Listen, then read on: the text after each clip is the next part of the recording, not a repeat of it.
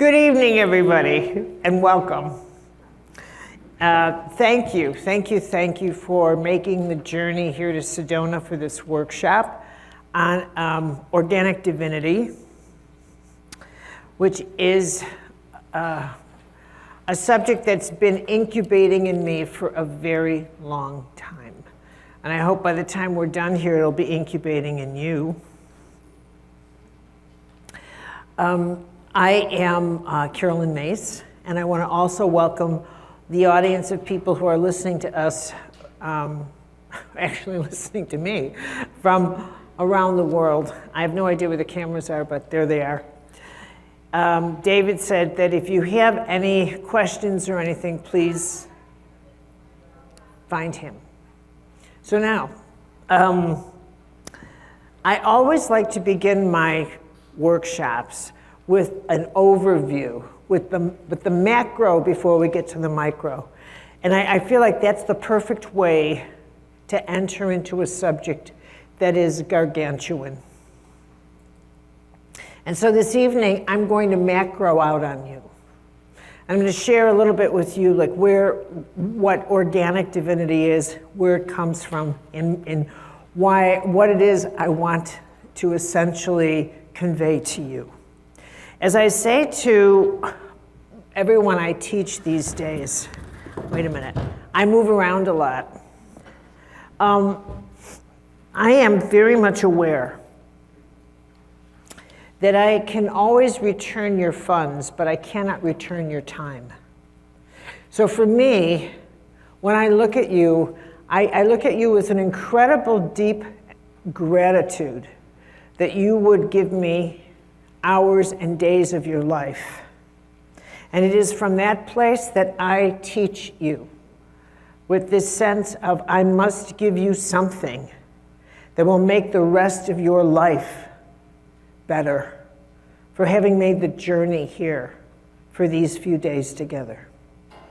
So that is how I see this. The second thing is that I happen to believe we're living at perhaps the most critical time in the history of humanity. Now that is a great big huge statement. That's not a statement that you go in one year and out the other. The history of humanity. I am not a doomsdayist, so I'm not saying this in terms like Armageddon, like, oh my God, we're going to just like get blown up. I think how I want to communicate that is that if you look through the lens of history, you'll see that there are periods of time in history in which there were greater centuries or decades of transition, greater times of revelation, for example, the Renaissance. For example, I'm reading this one book by Simon Winchester called The Man Who Loved China. And in that book, the gentleman that Winchester writes about had gone to Cambridge somewhere in the 1920s. But during the time that he was in Cambridge, it happened that it was what I would call a perfume time, where in studying science, which he did, it happened that the gentleman who would discover aspirin, the gentleman who would discover there's a whole list of brilliance that was compacted during his years there. It wasn't the same the next decade, it wasn't the same the next decade, but it was this transformational time when a number of critical discoveries were made. And I wonder sometimes, is it astrological? Is it like an astrological opening? And that something I might comment on later, you never know about me, but somehow there are factors in this universe that we never factor in to what makes the moment we're living in the moment we're living in. And we are living in exactly that kind of moment. And I oftentimes, as a medical intuitive, my decision to no longer be available as a medical intuitive was because I started to understand so much about human nature and about our capacity to co-create the reality in which we live. That it was so huge that in order for me to do a reading on someone, to communicate that data, I had to unplug most people from the reality in which they dwelled in order to introduce a hologram instead of the literal world in which they lived. For example, most people still live in reductionism, in which they believe that one problem should have one solution. So they will say to me, just tell me what it is that went wrong and give me the one way out of this. That is even how you approach God. There must be a lesson in this. And if I know the lesson, then God will reward me with what? Well, with happiness or health or whatever it is you think you need. This is reductionism. And it is a way in which you will shrink the management of your reality down to something that is quite bite-sized, that is polarity, that is very, very, very tiny. This equals that. But there's no such thing as that formula. There are any number of challenges in life, including your karma, that cannot fit into polarity. It doesn't address that. And when someone says to me, why did I develop this illness? The answer to that doesn't fit into that. It is not about right or wrong, that you did something and here's the solution. You are still thinking in a way that has become a handicap and you don't know it. You don't know it. That your whole way of thinking has become the problem. That the way in which you approach everything, squeezing every situation, every conversation, every dilemma you have into a polarity, without even considering that maybe there's a larger way of viewing something in a hologram. They may be thinking that what's going on, that it is not a matter of right or wrong, win or lose. That it could be a much bigger, thank you for that. It's a time of shifting a way in which I approach the whole of my reality. So when I say to you that we are living at a time that is akin to the most profound transformation in the history of humanity, we can't even grasp what I've just said. Thank you, thank you, thank you, thank you. Thank you so very much. Oh, thank you so much. Because that's such a big statement. It's like saying to someone in 1748, my plane crashed. What are you talking about? They can't even conceive of a plane, much less flight. So this moment is not an Armageddon moment, though it will have Armageddon components. Both are true. You cannot have a transition from one way of being to a complete different one without having a complete structure of how human beings understand reality get dismantled.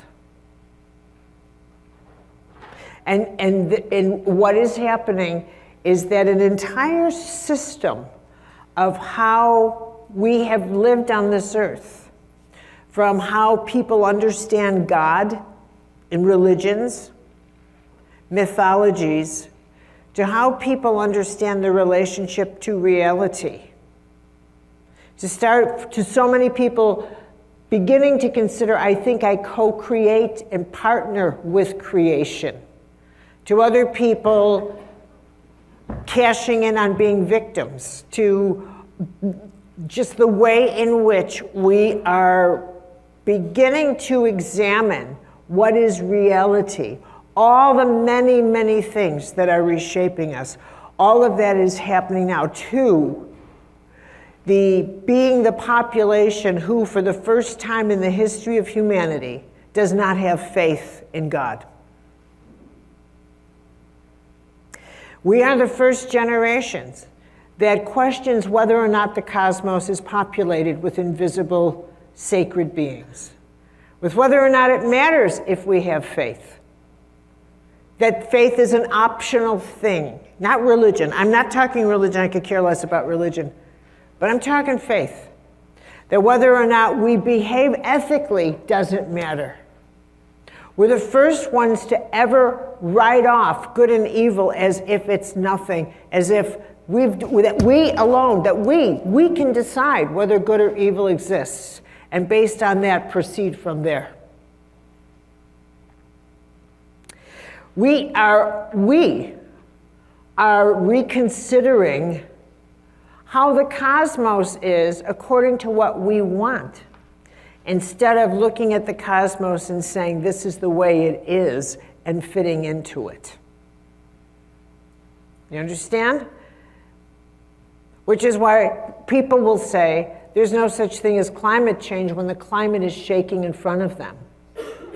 That people will say, I have a right not to believe in what is so brutally apparent. Now, from a different point of view,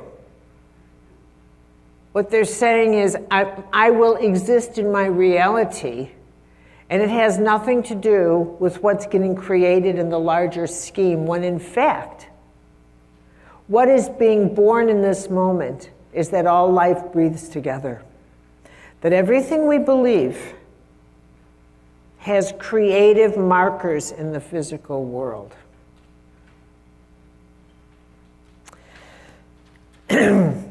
I have come to the conclusion, and when I say conclusion, that means my work has taken me all to where I know when I'm still learning in progress, and when I have finally reached a place where heaven is saying to me, here, this is it, work with this. And in working with healing, disease, co-creation, archetypes, all that you have taught me in my nearly 40 years, I can finally say that there are three elements, three forces, and we will spend a lot of time with them in the days ahead, that for me are the language of God. Are the forces that you, the most important thing I can teach you, is that you grasp that the three greatest forces are light, law, and love. Light, law, love. That these are the three forces of creation that you work with at all times. That every single thing in everything that exists is light. Molecules, atoms, and everything is made of light, everything. Everything is subject to law. Everything is governed by the mystical laws and then the physical laws of science. Everything. And you, when we get into who you are and the way you are, you will see that you are completely regulated by traditions, habits, rules, laws. You can't function without any of it. Your body regulates you with blood pressure, heartbeat, everything. You are a mathematical creature. God is math. The law of karma, all of these laws which we will learn. What consciousness is about, we are at this incredible turning point where what is being shed in the heavens by force, by violence, by evolution itself, is that we cannot and will not have in the centuries going forward a God that looks like us. That is over. There is no more half God, half man. That era is over. So people are leaving the churches and they're leaving the synagogues and they're leaving and leaving and leaving because the era of the half God, half man, the Messiah, Jesus and all of this, this is over. And we will not live to see it, but actually mature, but we're living to see it break down. And you are living to see the beginning of a bio-spiritual ecology, an organic divinity in which God is law, the law that is ubiquitous, the law that is universal, because one of the awesome truths of this time in which we are living is that we stand on the brink of entering a galactic community. When I say this is an unparalleled time, it is a time in which we have to reconsider that we are one of many species. So God cannot look like us. Number two, we do not have a consciousness that is of great enough depth and vision to incorporate a galactic community without thinking we should destroy it.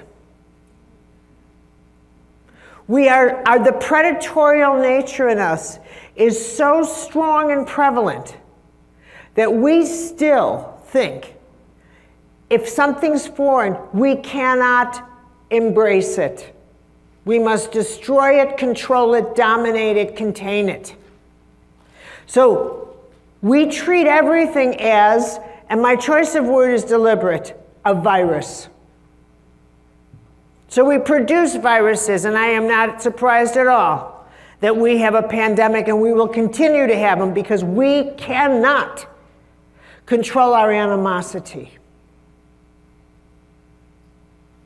The real epidemics at the psycho-spiritual level is our animosity toward other humans, toward other life, our inability to share, our absolute belief that if I empower you, it will cost me my power. We have never, ever, ever figured out mystical mathematics, which is what you do to one, you're doing to everybody, and you're doing it to yourself. The loaves and the fishes, the more you do for someone else, it is so given back to you, you have no idea.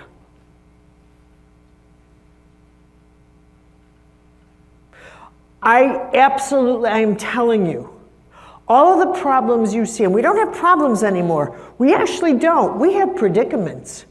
Problems can be solved. Here's a problem. My shoes are too small. I'll go to a store. There's always a solution for a problem, but predicaments have no solutions. What predicaments do is demand transition, transformation, change. A predicament says we got some bad stuff going on. We have to transform ourselves. We have to do something. We have a world full of predicaments. And many of you have been with me before. I've seen you before. You've heard me say this before, but I cannot say it enough. Because you really, really, really should spend a moment reflecting on this. You know, we are creatures of instinct. We are creatures of instinct. We have instincts. And our instincts our base level of organic divinity. They're our base level of operation. And our instinctive design is also our animal instinct. So if I was teaching you energy anatomy, I would now be in like the first chakra and below the first. This is it's just instinct that says I have to find shelter, I have to find, it's instinct. And in that deep blood and bone instinct, in our deep species DNA, that goes back millions of years, is the instinct to survive, and with that, the instinct to create. They go hand in hand. I mean, it's brought us everything from the printing press to boats to this to that. I have to survive this. What do I do? Think about even if you've ever really been in trouble, I got to get out of this mess. Well, here, try this. And you've never even thought about that before, but you did. These two are like electric. But when we entered the nuclear age, we derailed both of these instincts because we created something that allows us, permits us, gives us the power to destroy everything we have. And there's nothing we can create to offset that. And so from that point on, we began to morph. We began two things. We began to morph and we began to evolve. Both are true, but they're different.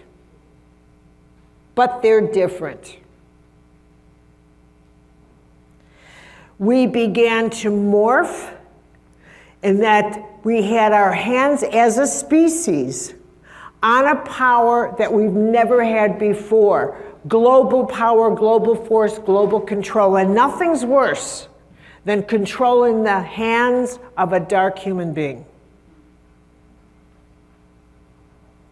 Am I right? And there comes the morph. And here comes the evolution, which is the only way, the only door, the only path out is that we become a species incapable of using the power of destruction that we have because we can't undo it. We can't undo it. And so if we look at the history, if we look at our history, you'll see that from the time of the nuclear age on, first of all, well, we have to go into this in micro detail, but for tonight, it's the big swath. We entered into the evolution spiritually of a thought form gets dropped into the collective that never existed before, that we somehow are involved in the creation of our reality. We create our own reality. Where did that come from? But suddenly it took hold. It became a thing. It became something we believed like a credo. That I create my reality, I have a right to. And it became a thing. Where did you get that? Did you ever ask somebody, where'd you get that idea? Where did you get that? Secondly, that this independence, that I have a right, you have a right. Look at the things people now think they have a right to. They're just preposterous. Preposterous. I have a right to speak up. No, you don't. You don't have any rights like that at all. Where the hell did that come from? You may want to, but you don't have a right to. You have a right to express your opinion. No, if you want to go in the bathroom and express it. But we don't have a right to listen to you. Get it straight. But the size of the ego that has been born in people is bloody out of control. Now I'm going to take you through the evolution of this tomorrow. But the evolution of the narcissism is all a part of a journey of empowerment that has been engaged since entering the nuclear age. And it never existed before. I can assure you that people before the nuclear age did not stand around and say, where's my power? But that's all you think about now. In some way, shape, or form. Because it is by finally getting to a place where people connect the dots, that every thought you have is in fact an act of power. And that the quality of your thoughts influence the whole of life. Whether or not you believe it is irrelevant, but it would help if you finally did. And two, because every thought, every word is so powerful, the evolution of you, it would be incredible if you set your sights on this bio-spiritual, ecological path to realize that the spiritual path is one in which you realize that your soul is your instrument of transformation, and that every act you either empower the whole of life or you don't, and that you owe heaven an explanation as to why you would not empower someone, and that you are actually held accountable for that, whether or not you believe it's irrelevant, but you are, and that every single challenge in your life can actually be boiled down to teaching you to examine why you cannot love someone more. Why the choices you make are not about loving someone or something more. And I don't care what it is. It's all about, as if an angel is standing behind you saying, you are so powerful, you gotta get that everything you do, all life is about, is you doing what you can to empower everybody else. It is not about you empowering yourself. It is about you learning how much power you have so you can empower others. It's not about you hoarding your power. It's not about you saying, look what someone did to me. It's not about any of that. It's about you finding out your wounds are about saying, wow, wounds go deep. I must never wound another human being. It's not about you telling your story again and again. It's about you learning from your story. And then listening to another and think, my story can help heal their story. That's how this game works. And in doing this, realizing the more you do this, this is how this planet gets transformed. And this is the new spirituality. This is organic divinity. And I'm telling you, when you say a prayer like, God, give me some grace, I need some badass grace, and I need it now, you get that you are breathing grace, that you're walking through what is not God. When you finally release God from religion, you see that God is everywhere. Just release God from the confines of religion. And you see that what is the divine not in? It is everywhere, everywhere, everywhere. And the greatest challenge to all of us is to use your holiness and spread it to another person.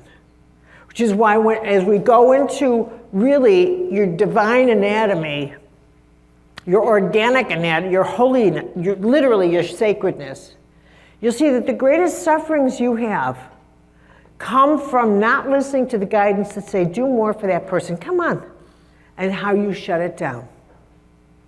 And in order to live with shutting down the flow of grace, you have to say, wait a minute, I gotta go find a wound from my past that I keep alive to excuse myself for not doing more that I was just guided to do.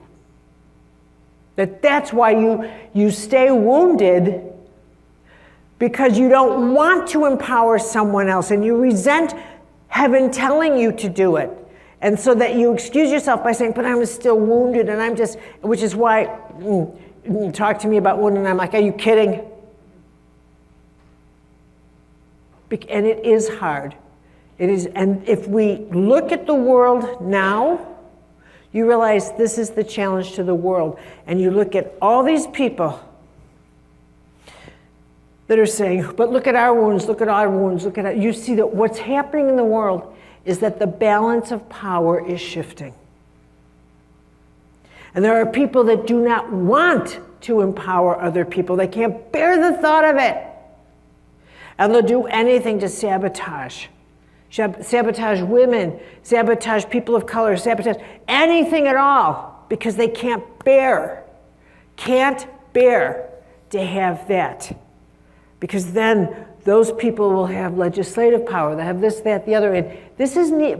It looks like politics, but it's not. It's all about, I cannot bear to have the power system I know change, but it is changing and it will, and nothing can stop it. Because what is ahead of us is that we must, if all you have to look at is what is happening in your body. And your body, and all, let me ask you this, how many of you have more or less adapted the belief in holistic health? That what is in one is in the whole. How many of you think that's absolute nonsense? No. Okay. How many of you would go to a doctor, and if the doctor said, look, you got a bad heart and I got some medicine here, but it's going to blow out your kidneys, what do you say? How many of you would take it? No, you would not. Because what you would say now is, don't you have anything at all that respects the whole of my body? Agreed? And wouldn't you also think, I need to deal with the stress going on in my heart? Agreed? All right, this is the whole approach, the holistic approach. Knowing full well that if you don't take a holistic approach, you are not going to heal. So that holism is a bio-spiritual, ecological creed. It is the order of God. Which means anything you do that violates becoming whole is actually poison for your health. You need to know that. You need to get that. It's actually poison for your health. It's actually destructive to your immune system. This is where pandemics come from. Oh my God, we can't get whole. Epidemics, pandemics. The fear of becoming one is so toxic for people. It's so like, oh, don't tell me I'm like that person. Oh my God, oh my God, oh my God. I'd rather be poisonous. I'd rather die than be like that person. All right, fine. Get recycled. It's no big deal. Go. Not kidding. You're a spark and you're gone. I don't mind. Go. It's going to take a lot of this to get people through their utter fear of becoming a collective. But if you look at how much you battle becoming a whole being, you're going to work with the image that you are a micro-earth. And how you conduct business on your micro-earth is how you contribute to the macro-earth, and that is organic divinity. We have each been given an earth to run. And what is in one is in the whole. How we conduct our micro-earth is how we conduct our macro, is our contribution to the macro-earth, including the laws which will go with magnetic attraction, the law of cause and effect, the law of balance, the law of constant creation, what is being created. This is how we create and why. And the more you work with your power, the more you realize how very little you need to change the whole of your earth. That it is the illusion that in order for me to change to get out of hell, to get out of suffering. I need a lot of money. I need a lot of this. I need a lot of that. Only an amateur, only someone with no faith, only someone who's empty thinks that. When you actually understand the power of your soul, sometimes you have to sit still and realize, I got to shift a word here. I need to get on a higher altitude. I need to breathe some grace. I just need to sit still and be with you for a minute and let you do all the work for me. I will hold my center. You do all the work. Just hold on to me. And when I wake up out of this prayer, you will have changed my world. That's how you work. And this is what I want to teach you this weekend. Because I believe this is the era in which we are living the transformation of how we understand our power. From the limitations of physical power to the awesome, profound nature of the power of the soul. And that at the end of the day, life is only about the journey of going from the love of power to the power of love. And that journey is one every human being is on, and that it is a treacherous journey, but that is the defining journey of life. In the meantime, to complicate it even more, I'm just going to I need to just take a sip, because what good's a simple class? You know, I am absolutely fascinated with how all things happen simultaneously.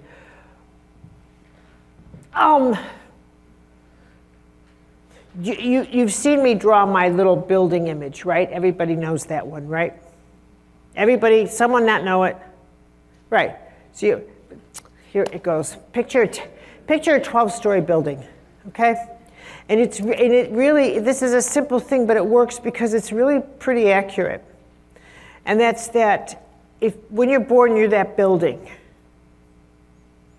so that the building doesn't move. So all the movement essentially occurs in the building, which means it's up and down. And on every floor, you get a different view of essentially your own life. So as you go up, your vista gets bigger and bigger, and if you went from the first floor, which is really where you get the grit and the sound of taxi cabs and the smell of the garbage being put out on the street and all that. But then you go on to maybe the fourth floor, you might see that there's a park 4 blocks away that you never even noticed before. So there's a tranquil place in your psyche that you'd never been able to reach before, because you never had a perspective that far-reaching. That when you're on the first floor of your life, all you ever do is respond to traffic. All you ever do is respond to activity. All you ever do is defend yourself and protect yourself. All you ever do is run for cover on the first floor, and everything looks so real to you, and everything looks like such a big deal to you when you're on the first floor of your life. Everything looks so important and so significant because you have no perspective at all. It's the lowest perspective, and yet it looks like the most real, because that's where everything's the loudest, and everything is that's where it takes the most effort to see down the block, because you actually have to walk down the block to see it. You can't just look out the window and see 2 blocks down, effortless. You can get down 2 blocks in a second, just look out the window. No, when you're on the first floor, you actually have to walk in 98 degrees heat in August. So the first floor is the most exhausting, and yet, and the first floor of your life is where your mind takes everything literally, believes everything it sees. So it's the most difficult in so many ways to to navigate, because it's so hard to have a conversation with your mind and say, will you let that go? I will not. Because this happened and that happened, and it's just, and these are the facts. What are the facts? Your mind's absolutely convinced that it acquires truth and facts on the first floor. When it does none of the above, it's not possible to acquire either truth or facts on the first floor because it doesn't have a vista. When I was a student of journalism, I remember thinking in this one class very naively that there was only one set of facts. That's it. There's only one truth, one set of facts, da-da-da-da. And so we had an assignment, and in the assignment, the professor said, all right, you get the north, you get the east, you get the west, you get the south, and said, these are corners of a building and the building is burning. Now report, which of you has the accurate story? And it sounds like a simple exercise, but nothing is simple when something simple cracks your archetype, cracks what you thought was always the truth. So for me, that class cracked an archetypal pattern in me that up until that time had served me. And that was that there was one set of facts, and the facts had to be universal. And what defined a truth was that the facts, my facts, that you had to find facts that matched my facts or something was wrong here. It never occurred to me that if you were standing on one corner and I was on another, that both were true, but neither was truth. So that was a whole nother, this was the first time subjectivity and relativity were introduced into my head. And I thought that I had just been given a flying carpet. And from that point on, I was 17 years old, I started to listen to people tell me things while I was sitting interiorly on my flying carpet. So that from that point on, I never took anybody's story as the truth, but that they were giving me a perspective of relativity and subjectivity. And it probably was the beginning of my work, to be honest, of how to listen to people, how to listen to their perspective of how, and so often when I've wanted to understand somebody more deeply, I will mentally put them on a flying carpet and wonder where are they flying off to that they have this kind of thing. Now, part of what this moment in time is about for all of us is that every single one of us is undergoing a nuclear-sized transformation, and you don't even realize it. But everything in your life, absolutely everything in your life, is serving the purpose of getting you to become aware of what happens when you attach your power to something and you start hemorrhaging. Of what happens when you make choices that involve the power of yourself and you make those choices against your integrity, against your inner balance, when you don't follow the laws of balance. I'll take you through the laws so that you can start sensing them operating in your bio-spiritual ecology system. So that you could start approaching yourself as an organic, breathing, holy system that is organically designed to keep you balanced, to keep you healthy. And in this way, believe it or not, this is the nature of God working in you. And that as you become comfortable feeling the laws in you, you recognize they come from somewhere. There's a reason why you sense this. There's a reason why you're wired that when you fall out of harmony, that harmony is how life wants you to be in a state of harmony, that you thrive more in harmony than in disharmony. Why is that? Because this is a harmonious universe, and that is the nature of God, and that therefore that should be our nature, and that therefore the choices we make should strive to be more harmonious, no matter how big or how little they are in our life.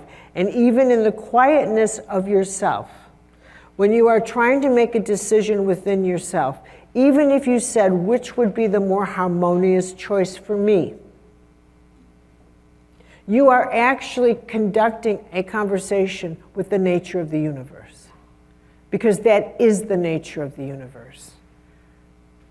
Help me to be harmonious in my life. I don't want to engage disruption.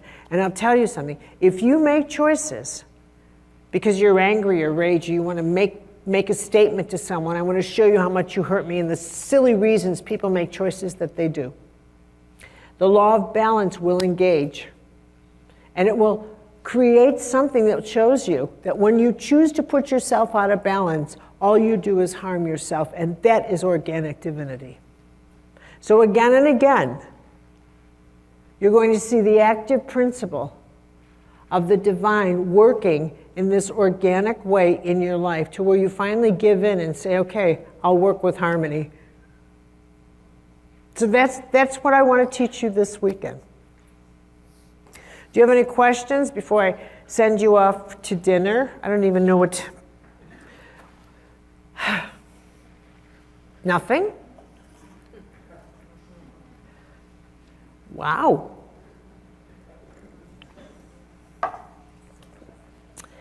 You're pretty quiet, yes. Hey, Carolyn. Hi.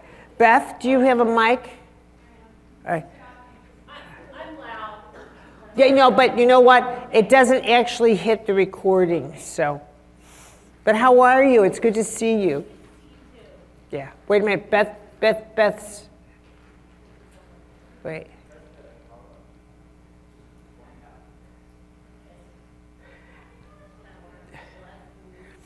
Oh, there you go. Hello, hello. Okay. Okay, wait, what was my question now? After all that. After all that. One of the things you were talking about is how in the micro-earth, about how much we are transforming in our own body and going through that. And I have been for the last few years, and it's been pretty painful, and I feel like, and I'm very aware of, okay, I need to move this, I need to move that. And I'm just kind of curious as you talk about that, does it have to happen with us first as it happens in the world? I guess that kind of the correlation as you talk about the micro-earth and the macro-earth, and are we all going to go through these really physical transformations, or just some of the less lucky ones? You know how you're asking me questions, I'm going to make up an answer. Okay. Because honestly, I don't know. I'm just going along with what I think is cosmic logic, dare I say. But I really reduce everything to the simple, because I think heaven does as well. Because truth has always been simple. And I think we are, what I learned in doing readings, and this is a big deal, is that we are meant to live in present time, which is something we'll talk about tomorrow, and the effort of what that means. Okay? But that little man that I draw with the spikes coming, right? So that's present time. Now, when we make choices that, and it's not just conscious choices, but when we send off sparks and attachments, and it's not like attachments like the way I am attached to my family or my friends and how much I love them. It's not that. But it's the difference between a map and a compass. Because if I get attached to this is what I want. This is my map. I have to have this, and I have to have this, and I have to have this, and I have to have this. I now have anchored myself in stations along the way. And so then it's going to cost me my energy. And then it starts costing me stress when I see traffic jams along the way and people not agreeing to the journey that I have mapped out for all of us to get to where I think everybody should go. Whereas in a compass, I just take it and say, where am I? Which direction do I need to go right now? So compass is a soul's tool. A map is an insecure tool. And you need to get to a place where you're using a compass and not a map. And you think map is a survival. Now here's the thing. The compass only works in the present moment. It doesn't ever tell you where to go tomorrow or yesterday. It's just right here and now. So how the universe works is it's a here and now, everybody's in it together. Now here's my building. I am now talking to you from the penthouse, which means I am using really big, huge cosmic, mystical concepts. All things happen simultaneously. That's not something you can comprehend. I'm sorry, but you can't. You just can't. Everything happening simultaneously. So when you ask me a question like, do we all have to go through this? That is a first floor question like, Jesus, are we all going to be okay? And Jesus, what's going on out there on the street? There are days I did feel on the first floor. Right, absolutely. Because you're talking about the experiential and not the essential of what it is to transform the consciousness of a species in evolution. Something that we can't, we're not even on the planet, and it's an evolutionary process of consciousness in which what is evolving is a relationship to time, space, and matter itself, to how this species is capable of comprehending its actual relationship to creation, to its actual relationship to its power. Not as individuals, the hell with us as individuals. It's like a piece of grain of sand in the ocean, the hell with you. It's about the whole structure of our place in the map of creation.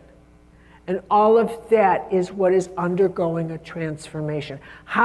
When we entered the nuclear age, what happened was, in the blink of an eye, while humanity slept in 1944,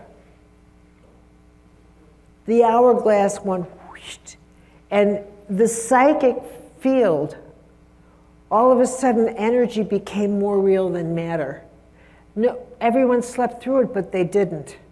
Because in that instant, it's as if someone plugged in a circuit of all the inner animated senses of the human species, and while all of them slept,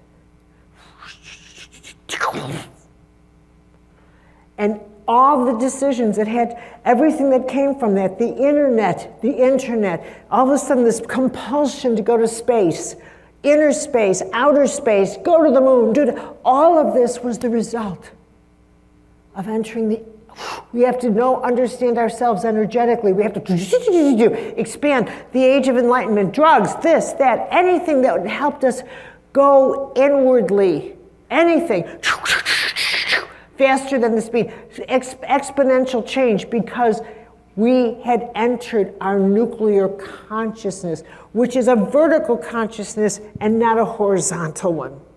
So we were changing our relationship to time and space, because the higher truth on up here is that all things do happen simultaneously.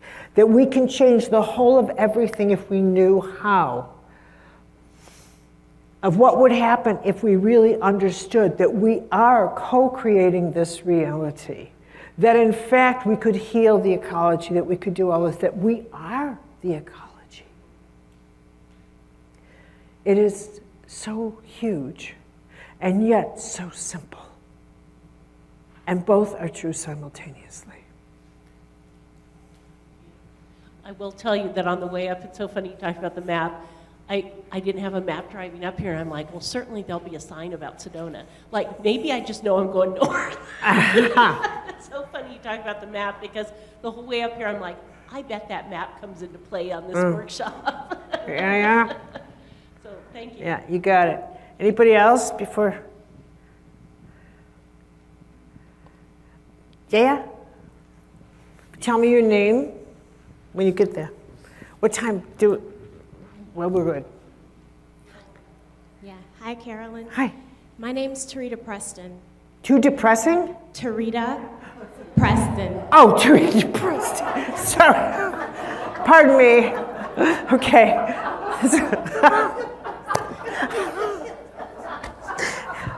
Oh, man. Okay. No, yeah, all right. And thank you. I'm from Chicago, too, so. Oh, what part? South Side. Okay. Yeah. Question for you, and it's more of a stream of consciousness. So I hear you talk a lot about us being multi-sensory, multi-dimensional, and this idea that we really want to bring our energy, our focus into present time, and how that can facilitate healings. Yeah. My hypothesis is that the more that you do this, you may start to get more. How does that impact your intuitive skills or accessing these different senses? A great deal. So you're going to ask me this again tomorrow when I have a broader, I've laid a better groundwork for this, but I will say it totally affects, it cannot do anything else, because it is your inner wiring, your intuitive skills are impacted by a number of things. One is your sense of self-esteem. I don't believe in that nonsense of guilt. There are some people that are gifted, like everybody can probably, most people probably learn to read music, but Chopin was gifted. So, but the essentialness that anybody needs is a sense of self-regard and a sense of who they are and a sense of self-respect. So the first thing with intuition is that you regard yourself with respect. That when your intuition is speaking to you, you pay attention. And so actually, it's, as we'll discuss tomorrow, it's more a question of faith that's more important, and what it means to develop faith. And I remember, and I'll bring it to a close on this, years ago when I taught a class on intuition, a couple of them with my dear, dear, dear friend Norm Shealy. And it was so ridiculous because I didn't know how do you teach intuition, you know, and Norm had people wearing colored glasses and I was like, okay, do this. And humming and oming and oh my God, and the nonsense people tell themselves, you know, well, my grandmother, it's always their grandmother taught them. It's never their mom. Where's your mom? And it's always my grandmother. I learned from my grandmother, as if that was like something, you know. I learned pinochle from my grandmother. But, so it was just, you know, this nonsense. But what I realized was these stories eventually was that these stories were all part of the archetypal mythic journey of it had to be something special in the development of the self, of the inner self. That the inner self had to have a story in order to feel okay about recognizing an inner voice and acknowledging that inner voice. And so it made up a story.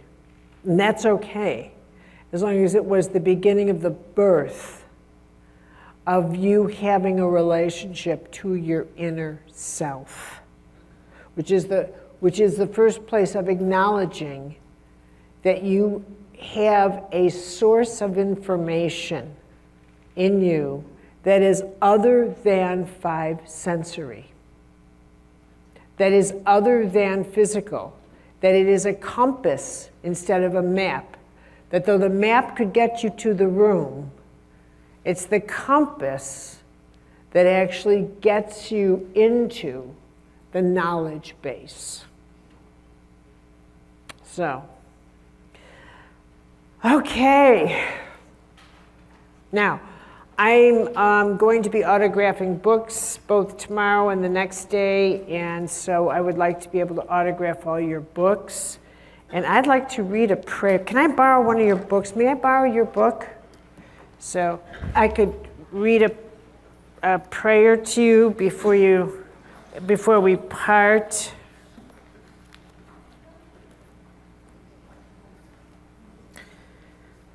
Let me see. Let me see. Let me see.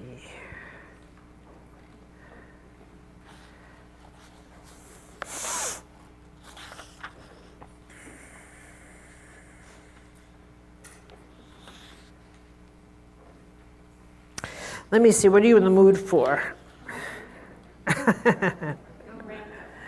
Okay, I'm good. I'm just going to go. All right, I'm doing this one.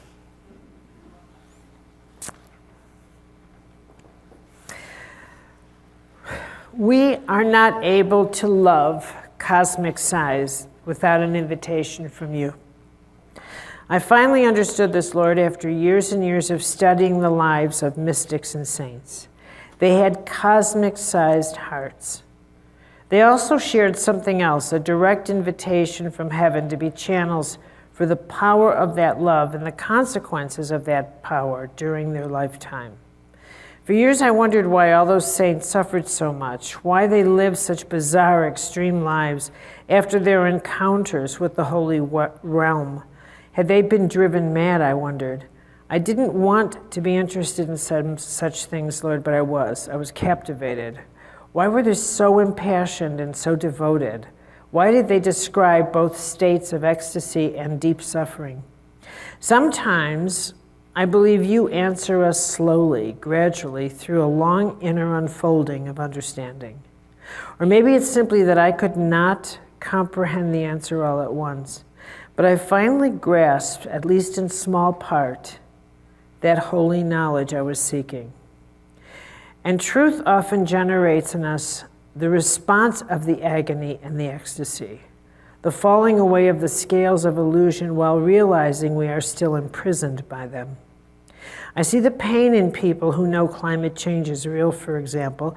They realize nature is conscious and alive, and they have to cope with those who deny this knowledge. The pain is visceral. Yet as they answer the inner call to act on behalf of nature, they know an ecstasy as well. They understand what it means to serve life for life's sake. That is cosmic-sized love, and it demands sacrifice. Teresa of Avila described the soul as a diamond with 7 mansions, but noted that she herself waited 20 years to be called to the 4th mansion of the soul. She waited for you to invite her into the sacred cosmic heart, because without your invitation, love that powerful would have crushed her small human heart. If we are to channel cosmic love, we can't waste our time with small, petty nonsense.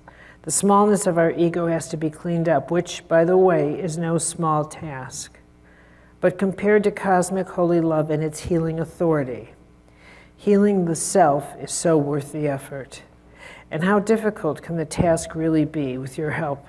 As Teresa of Avila taught her nuns, with you, nothing is impossible.